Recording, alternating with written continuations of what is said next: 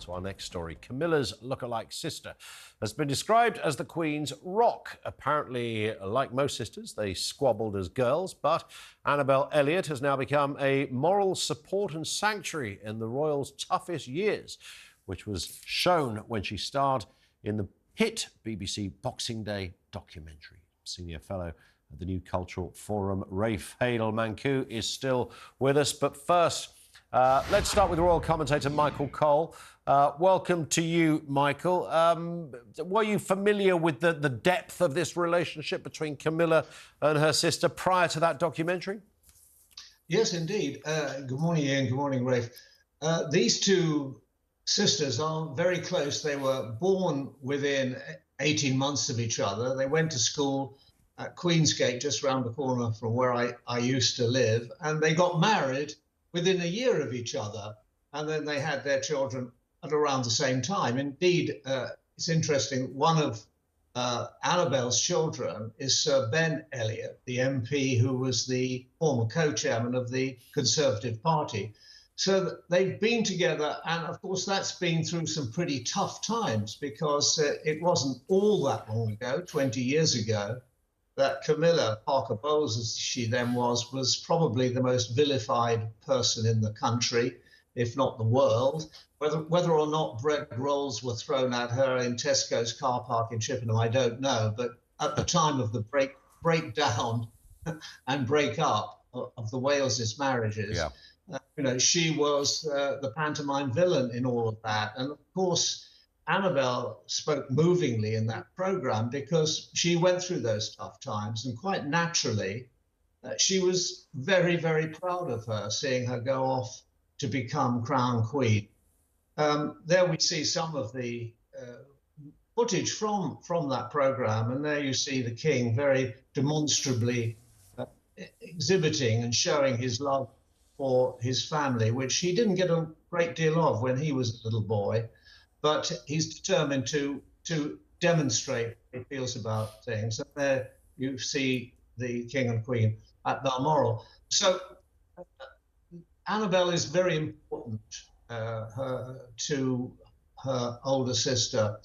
And she's obviously asked her to become lady in waiting. And I'm sure that is something, a help and comfort to her in all the duties that she's doing, because she's had to learn on the job. Since their marriage 18 years ago in Windsor, 2005, she hasn't put a foot wrong. And unlike some members of the royal family, she's done nothing to bring it into disrepute. It's interesting, Michael, you mention the vilification of Camilla Parker Bowles. I've long been fascinated, and I say this to anybody that can be bothered to listen to me wanging on about this point, but we keep hearing that Meghan over there in LA has been the subject of terrible racism, and it can only be about her race, and it can... this is utter nonsense, of course. You know, when it comes to having stick thrown at you by the press on an industrial scale, nothing gets close to what Camilla Parker Bowles went through. It was absolutely huge. It was relentless. It didn't stop. It was overt. It was, much of it would never happen today, of course, but it really was, I mean, a pylon to match all pylons. Absolutely. I think old journalists like you and me, we have an ingrained belief in speaking as we see and as we find and as we hear. And if you look at that and you see how Camilla, who didn't look for this role, she didn't volunteer for this role, she didn't make Prince Charles, as he then was, fall in love with her. He just did, and she coped with it. And I think in this life, those people who accept what comes their way and make the best of it are always, always worthy of our respect. And I think that, above all things, it's not spin, it's not PR, it's actually what is really there. Yeah. And if you look and see what's really there, how she behaves with people, this was a most wonderful event. This lovely little child who sang in a choir, who's utterly blind, came with her family to tea in the White Ballroom, where incidentally the Queen filmed that memorable, unforgettable scene with Paddington Bear having tea. So, I mean, a thrill for this child. She can't see what's going on, but Camilla makes sure that she knows what's going on. Yeah. And I think that speaks a volume for me. And Rafe, just to bring you into this as well, I mean, I thought one of the most interesting comments from her sister in that documentary was when she said, you know, in the 50s, they sat back and watched the coronation on a black and white TV as kids. Fast forward a few decades, and there is her sister, the Queen, sitting in a gold carriage with the King off to a coronation. I mean, that is extraordinary, right? I mean, that's more extraordinary than the Meghan story. We often hear about, you know, she was photographed once outside Buckingham Palace as a tourist. And again, fast forward, she became a duchess. But the Camilla story, I mean, that is huge, right? I mean, despite her lineage and the good stock she came from, she certainly didn't expect to be there. No, of course. I mean, you know, Diana, very much like the Queen Mother, both came from aristocracy, both had titled parents, and so, you know, you could almost assume that there's every possibility of that happening. Yeah. But for these two young girls, the idea that actually one day one of them would be in the carriage along with the future king, I think is quite something. And I think it really goes to the approachability of the Queen, because she really was a common woman, if I can say, in that sense. She was, you know, just like any of us, and she's brought that into the monarchy. You know, each new reign sets its own tone, and I think through that documentary we really got to see how down to earth, how approachable, how casual they are. You know, the Queen referring to her page boys as "here I am with the lads," you know, and then we had Prince Charles raising the sides of his robe, saying "I can fly." Yeah. Now, all BBC documentaries show a more informal side to the monarch, as we saw with the Queen, but this was a much more informal nature. Yeah. And I think, you know, the monarchy to stay relevant has to evolve and adapt with the times. And I think the Queen is going to be a great influencer in that. Yeah, and Michael, I mean, what was interesting, again, that comes through that on the back of what we were just saying there with Rafe is that, you know, Camilla didn't expect this role. I mean, she might have, on a quiet moment, sat down there and done the calculations and worked out that one day it might happen, but she didn't go after it. Clearly, a very quiet, mostly private person has found herself front and centre as one of the most famous women in the world now. And she appears, certainly from what we've seen, to be adapting to that role rather well. Yeah, you know something, Ian? I wrote my first television report and reported from Cambridge when the King, as a young student, arrived at Trinity College to begin his undergraduate years there. That's 56 years ago. I've seen him and reported on him during those years in between. And the big difference now is the King is happy. He's smiling.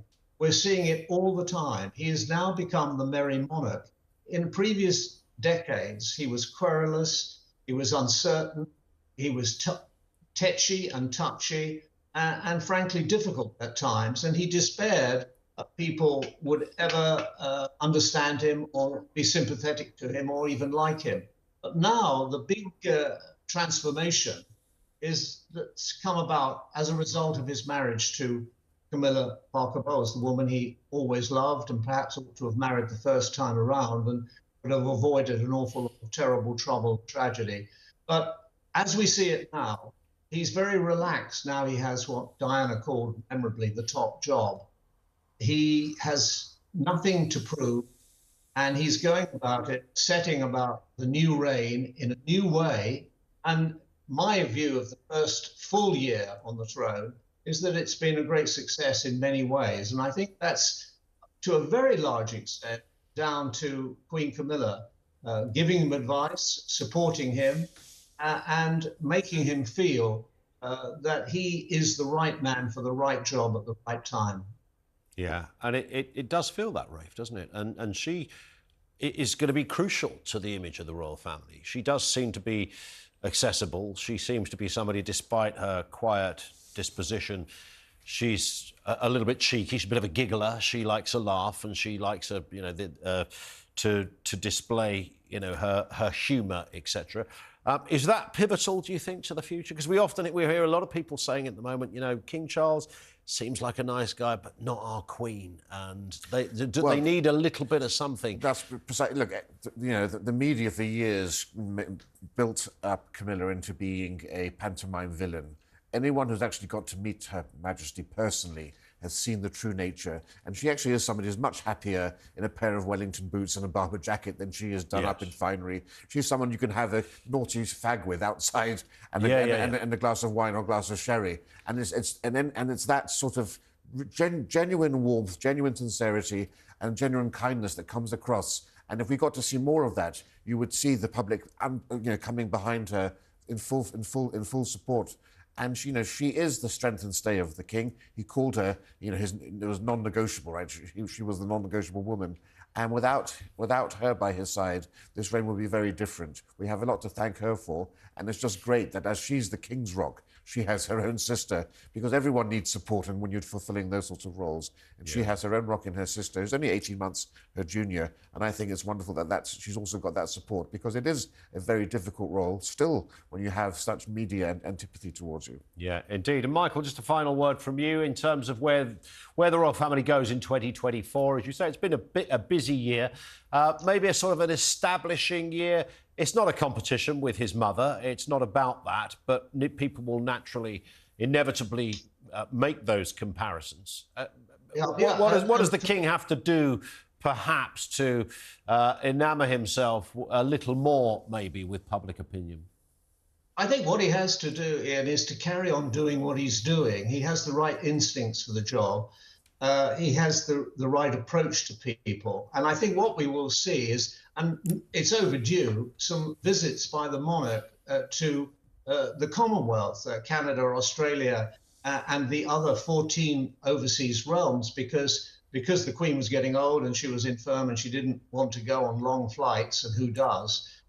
She hasn't been for many years. So I think we'll see a lot of that, and we'll see Camilla with him. And remember that she is a great patriot without making a big fuss about it. Her father, Bruce, was a bona fide war hero in the Second World War, won the Military Cross twice in the Western Desert. They were a family, they weren't aristocracy as such, but they were the backbone of England. Her father, Bruce, ran the wine shop in South Audley Street, which is now the premises of Harry's Bar. But they were people who worked for their living. Annabel Elliot became an interior designer, an antique dealer. They're people who've contributed to this country. They never expected to be in the position of prominence they have now. But I think you'll see Camilla fulfilling her role very well and immediately putting people at ease. And that's a very, very good thing, to be able to walk with the mighty, but be accessible to everyone. That's the true sign of majesty.